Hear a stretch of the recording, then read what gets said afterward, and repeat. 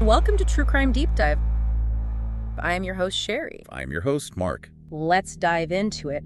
It really, it hits you, doesn't it? The sheer weight of a cold case finally cracking open, offering even, a sliver of resolution to families who've carried unanswered questions for decades. So long, yeah. It's about time, technology, and just this persistent search for truth.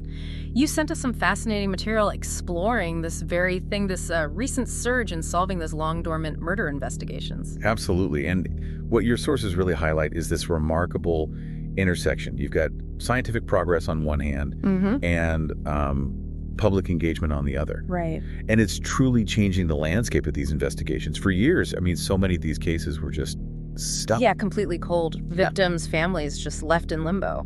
Exactly. But now we're seeing a real shift, and it's driven by some really compelling forces. Okay, so for this deep dive, let's zero in on what's making this happen. From your sources, two things seem crystal clear. One is the incredible advancements in DNA analysis, and the other, maybe surprisingly, is the world of true crime media. That's right. The influence there is, well, it's undeniable in some cases. So we're going to unpack how these two are working, sometimes independently, sometimes together, to kind of usher in this new era of cold case resolutions. Think of this as your fast track to understanding this captivating trend. Okay, let's start with the science then. DNA analysis. The progress here has been, well, nothing short of revolutionary, really. Revolutionary is the right word. We've gone from basic matching, comparing sample A to sample B, to incredibly sophisticated techniques, the big one being forensic genealogy. Right. Now, just so we're clear, forensic genealogy isn't just about comparing crime scene DNA to, say, known offenders in CODIS, the police database, is it? It's casting a much wider net. Exactly. That's the key difference. Think of it like building a family tree, but using DNA instead of birth certificates. Okay. Investigators take that unknown crime scene DNA and compare it to profiles in public genealogy databases, the kind people use to trace their ancestry. Ah, I see. Like those commercial kids. Precisely. They look for potential relatives, maybe a second cousin, a great aunt, whoever. And by piecing together these family connections, they can eventually narrow down the search. Even if the actual perpetrator never submitted their own DNA to any database, law enforcement, or public. Exactly. It's a real game changer, this shift in methodology. That makes a lot of sense. And your sources, they are just packed with examples of this working.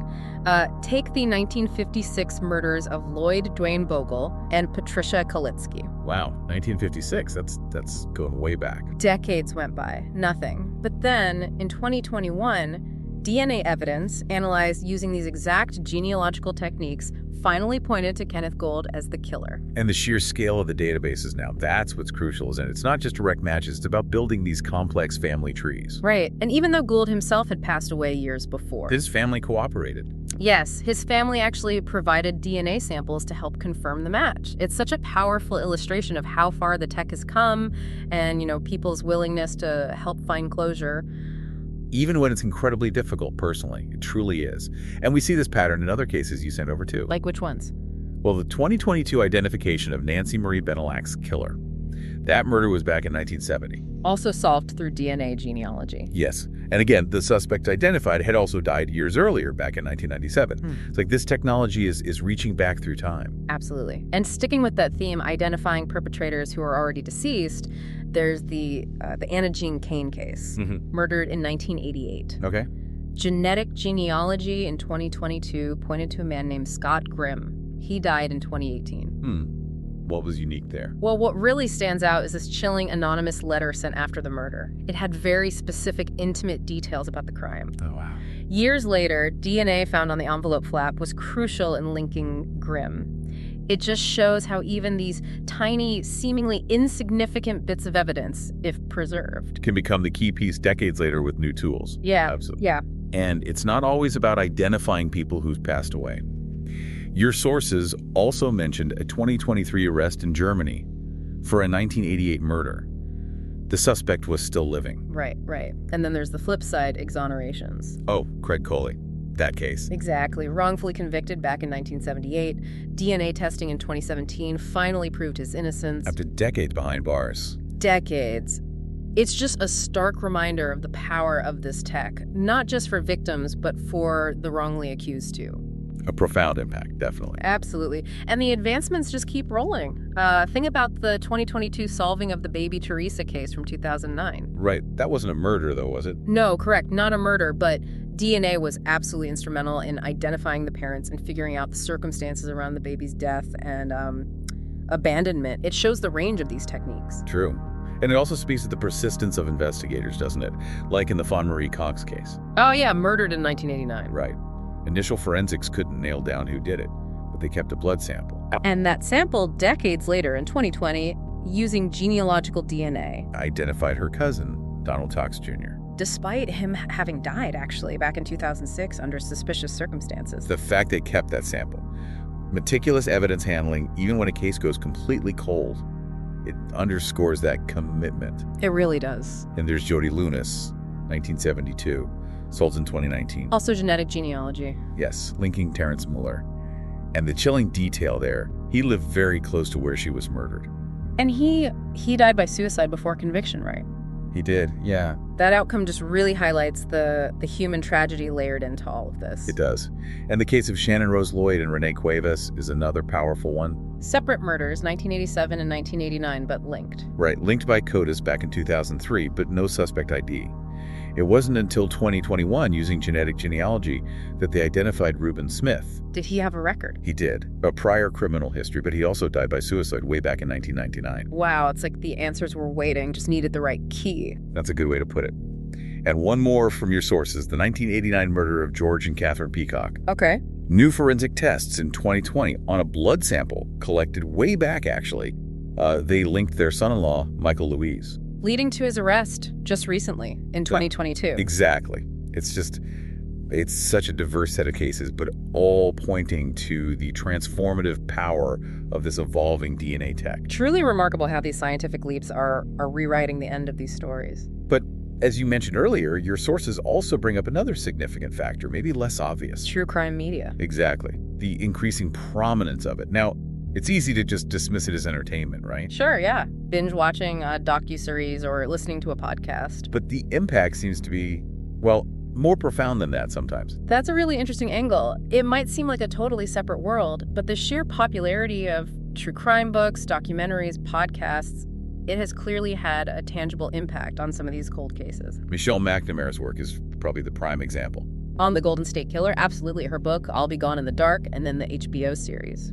It brought this intense wave of public attention back onto crimes that were decades old, unsolved, forgotten by many. And the timing there is just, it's hard to ignore, isn't it? It really is. The docuseries aired not long before Joseph James D'Angelo, the Golden State Killer, was finally caught. And convicted in 2020. Yeah. It's difficult to completely dismiss the possibility that all that renewed public focus played some role. Even indirectly, maybe generating tips that got overlooked or just putting pressure on. Exactly. It can act as a real catalyst. It shines a spotlight back onto these forgotten cases, keeps the victims' stories alive. And that can motivate people, right? New witnesses, maybe, or prompt investigators to take a fresh look. Precisely. And think about the Jinx. Oh, Robert Durst? Yeah.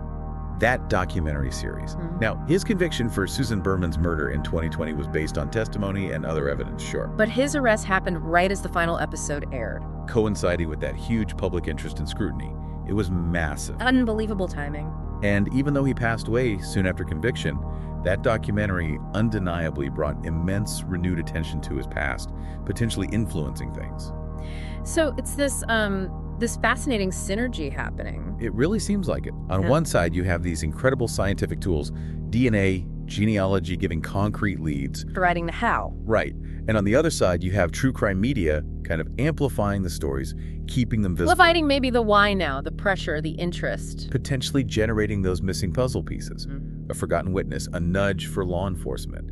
It's this parallel force. Exactly. So if we connect this all back, the bigger picture is how these two seemingly distinct things are working together. Forensic genealogy gives the technological means identifying suspects, or sometimes, crucially, exonerating the innocent. And true crime media provides that renewed public attention, the pressure that might be needed to push things forward after years, decades even, of just nothing. Getting resources allocated, encouraging cooperation. And the ultimate outcome, as your sources really emphasize, is the potential for closure for the families. Finally, after decades of just not knowing, unimaginable grief and uncertainty, these advancements offer a chance, at least, to learn the truth. A chance for answers. But, as the sources also rightly point out, it's not always simple. This can also resurface incredibly painful memories. That's such an important point. It's vital to remember that closure isn't clean-cut.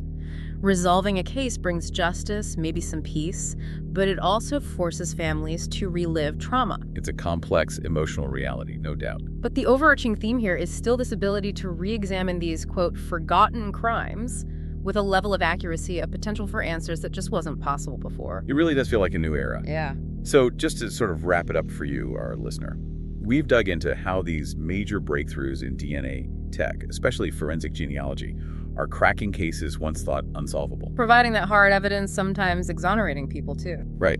And alongside that, the boom in true crime media is playing this unexpected but significant role. Keeping stories alive, potentially sparking new leads? It's a powerful combination, really reshaping how justice is pursued for these historical crimes. It really makes you think, though, doesn't it? With DNA databases becoming more accessible and this cultural fascination with true crime just continuing. Where does it go next? Yeah. How might the whole landscape of cold case investigation keep evolving? What are the, new possibilities or maybe unforeseen challenges that could pop up as these two forces keep intersecting? Definitely something for you to mull over. We hope this deep dive has given you a pretty solid understanding of the incredible progress being made. Driven by these really compelling shifts in technology and culture. It's a field that's constantly developing, that's for sure. We'd encourage you to keep exploring its many facets. New episodes are going to be released every Tuesday and Friday. Simple but essential. Simple but essential information for staying up to date. Foundational piece of knowledge. You got it. And with that knowledge, you can engage with our content on your own terms, on your own schedule. That's the beauty of it. That's right. So with that in mind, think about this now that you know exactly when to tune in. Think about the future. What burning questions do you have out there? Yeah, what topics are you hoping we'll explore in future deep dives? What sources are just sitting in your archives, just waiting to be unpacked? We're ready. Waiting to have their secrets revealed. Send them our way. Send them our way. We're always ready for our next dive. Always. Guided by your curiosity. Yeah. So until then, keep diving. Happy listening. And we'll see you soon. See you next time. Take care. Bye.